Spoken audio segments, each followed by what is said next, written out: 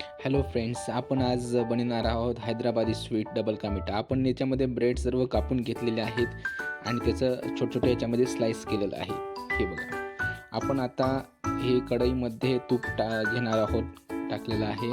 त्या तुपामध्ये आपण याला फ्राय करून घेणार आहोत या छोट्या-छोट्या ब्रेडच्या स्लाइसला मस्तपैकी. आणि ते ब्राऊन कलर येईपर्यंत आपण करायचं आहे. क्रिस्पी आणि ब्राऊन कलर आलेला आहे बघा याला. अत्यंत छान असा कुरकुरीत दिसत आहे.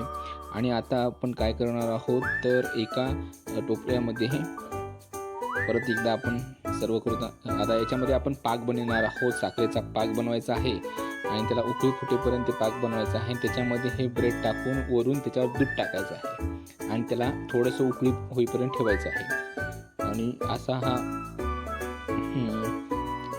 ब्रेड त्याला सुकून घेईल सर्व. आणि हा पाक आणि ब्रेड आणि दूध असं मिश्रण इथं टाकायचं आहे. तुमच्याकडे काजू, बदाम, पिस्ता असेल तर तुम्ही तेही टाकू शकता.